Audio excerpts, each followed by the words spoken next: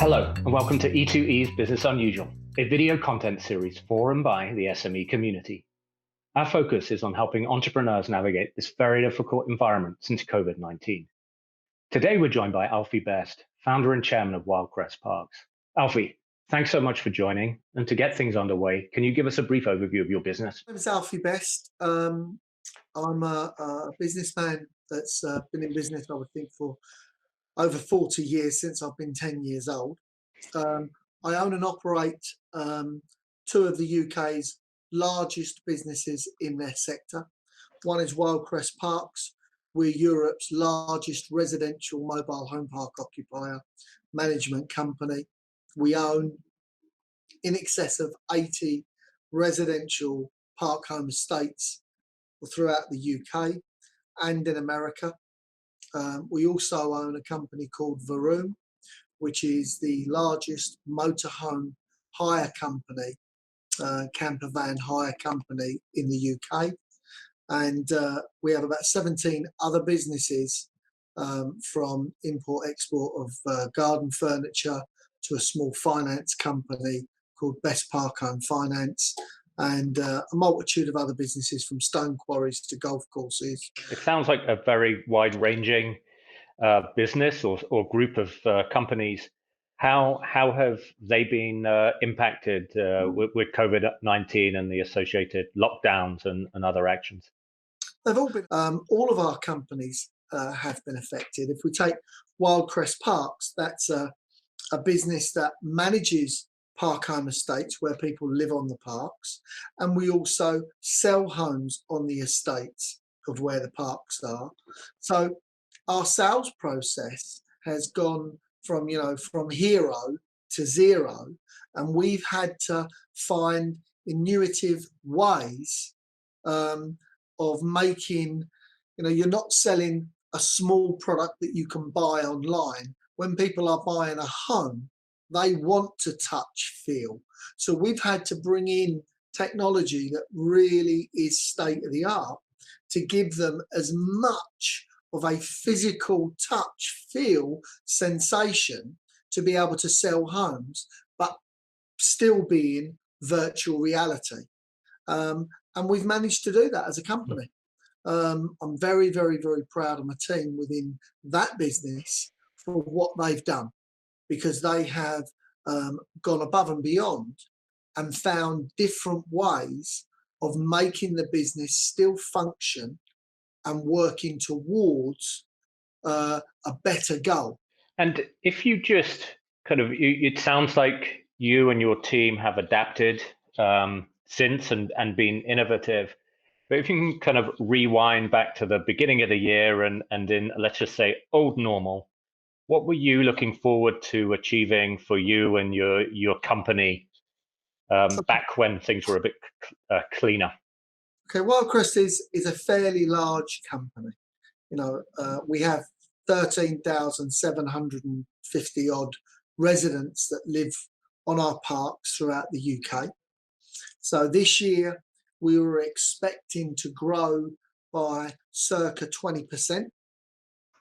I think that was achievable, and we were well on our way to doing it. We have not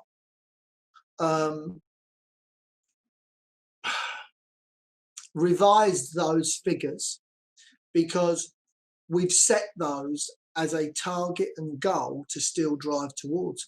Do I think that we're going to meet those figures now? No. But I do believe that we will still grow by 10% as a company. So, if you asked, has COVID-19 affected Wyldecrest Parks as a business? Categorically, it has not affected the running of the business, or it has not affected our residents that live on our parks, because we've made sure of that. But it has affected our growth, and we are adjusting to that. And we started to adjust from day one.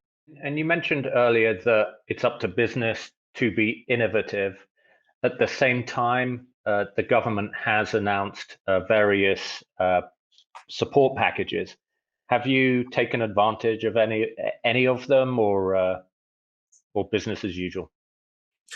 For us, it's business as usual.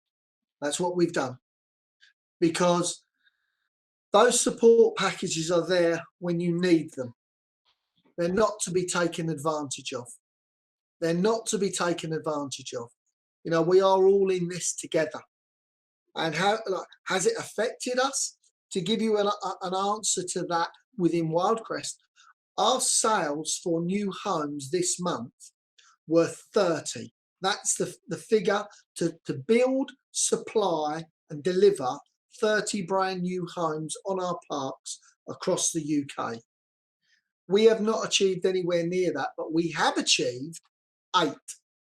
And I'm absolutely astonished that we've managed to do that. Remember, we're not selling a car. We're not selling something online. We're not something that somebody can make. So we've had to put in place, you know, as I said earlier, different types of technology to make it visually adaptable for the person that's buying that home. So, you know, I think we've adapted extremely well, because I think, from the best of my knowledge, virtually every other park operator has closed shop. And on that point, so you've been able to adapt and haven't needed to take advantage of the support packages. In terms of the broader changes coming out from this, one that's been spoken about is a change surrounding how taxpayer expectations around the taxpayer and the government and what they will expect from businesses. Do you see kind of longer term changes similar to 0809 when the banks were bailed out? I think the government have learnt an awful lot. I think the economies across the world have learnt an awful lot by realising business is key. Business is key. It is the lifeblood of any economies throughout the world, that without those businesses, and I'm talking about any businesses, economies fail. Employment goes out the window. Without business, without businessmen, and I use the word businessmen because I look at a businessman like an artist. He's a professional at what he does within his business. He's an athlete in what his role is. An entrepreneur is something different. An entrepreneur is somebody that has a wide spectrum of businesses across a wide spectrum of outlets, different types of businesses.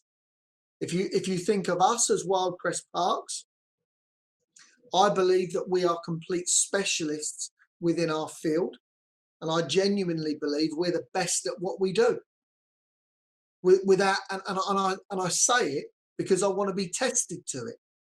And some people take criticism as an emotive bad thing, where it's actually a good thing, because it's always, if it's used in a productive way. And what we have now is criticism that we have to adapt to. Does that make sense what I'm saying to you? Because you've asked me, do I think there's going to be a change in it? And I think that governments have learned that they've got to support businesses, because it's the businesses that are supporting the country. And do you think there will be more pressure on business to give back based on the fact that there is that closer partnership? I'm going to be very honest with you. I can't see that. I would be very surprised if that's the case, because that's giving in one hand and taking with another. You know, we have to look at some of the government incentives that have been put in line. You know, when people have said, oh, you can have a 3-month break from your mortgage, let's just take that as an example. You know, it wasn't very clear, because it's not a 3-month break. You know, you don't get to stop to pay your mortgage for 3 months and it doesn't go away. That gets added to your capital. It's not a free gift. So whether you pay it now or whether you pay it later, you're going to pay for it. And regarding your team, I mean, it feels like you and they are adapting and still doing business. But with that uncertainty, and like you said, that this huge change where it's not just UK but the world impacted by this, how are you keeping employees motivated and engaged? Okay. What we have done, and the first thing that we did, we set up a WhatsApp group. Very simple, just a WhatsApp group for every employee. So everybody was connected straight away. While that was going on, all of our team that are working from home, and we try to motivate them. I send a video out, a live video, which goes through to all of our team once every week, to tell them what's happening. Keeping people where they're working from home but feeling part of the company has been challenging because they haven't got that work environment experience.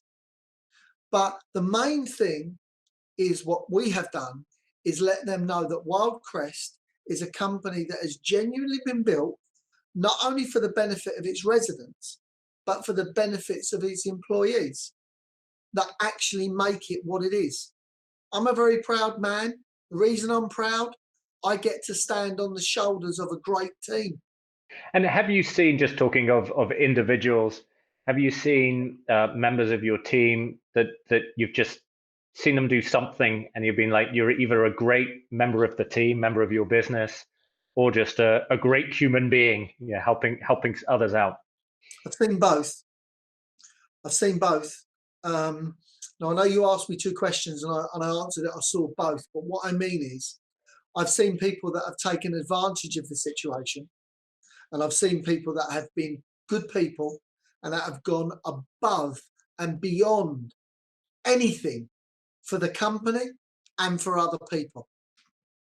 And this has brought out, I think, a third vision of you really get to see the people that are there and live, eat and breathe being a good person, a solid person, and are there to support the business because they realise if the business fails, it takes them with it. And what have they been doing that's impressed you so much? For instance, we own our parks around the country, from Scotland to Wales to Bournemouth to Kent to London, all over the country in most counties.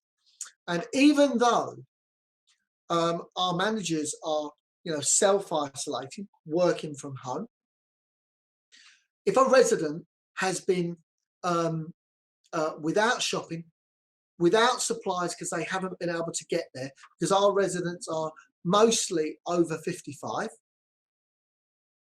the managers, without being asked, and not one of them, a number of them, have taken it upon themselves to glove up, mask up, and go and get their supplies. And you take back that all of a sudden you realise, and not looking whether or not the company will reimburse them for it, which, by the way, we have, but they did it on their own back. So, I've seen some real solid people that the milk of human kindness hasn't run dry. Really great to hear, and thank you for that. And just as we get to the final few questions, back to you, Alfie. What have you learned from this experience, from the need to adapt? I mean, you mentioned adopting new technology to help you continue to be able to sell those homes. But is there anything that's changed you and how you operate, that's been necessity because of this environment, but that you'll apply when we get to the next normal? 100%.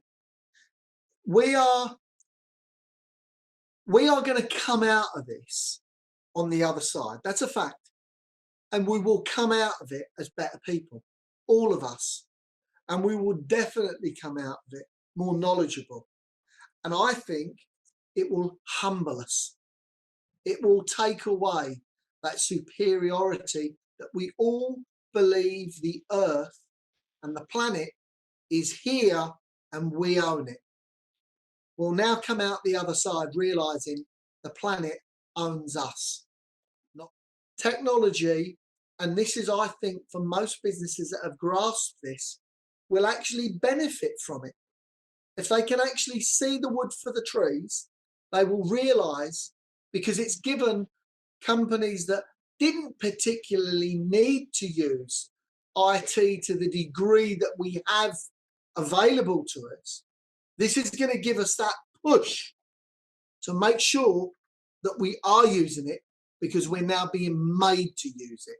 And then the final question, and you said a little bit earlier that the lockdown maybe wasn't the right choice, decision for us. But in terms of what you want to do, whether it's for your business or you personally, what are you looking forward to doing when lockdown ends and we get to let's just say the next normal? Okay, I think the next normal is a year away. We're only just starting with this. This is not a quick fix here, and the financial breakdown, not meltdown, breakdown, is going to be so severe, and this will be of the fittest survive. And that's why you have to have your businesses adapt. Make your businesses adapt now. And that may be an easy thing to say, but it's not. If you're supporting one type of business and that business is failing, which is your client, look at the businesses that are thriving and look to see if you can switch your supply, your product, your services to businesses that are thriving. If I can just switch very quickly to another business that we have, which is motorhome hire. Now, that was just like snow that fell off the roof and was finished because it was shut down. So we had to find a way to keep that business going. So what we did, we looked to other avenues where we could possibly hire those vehicles to. And that was to the medical service. That was to open air building sites that were allowed to carry on to work. But that was to households that needed to isolate a member of their family outside. It's about adapting the business to be able to keep an income stream flowing. Nobody says you're going to grow in this if your business has really been hardly affected, but you can keep your business alive. You can keep it flowing and adapt to the situation. Alfie, I just want to say on behalf of E2E, thank you very much for your time today. Really appreciate it and wish you, your team, your company the very best over the coming months. The pleasure has been mine. I wish everybody success and please stay safe.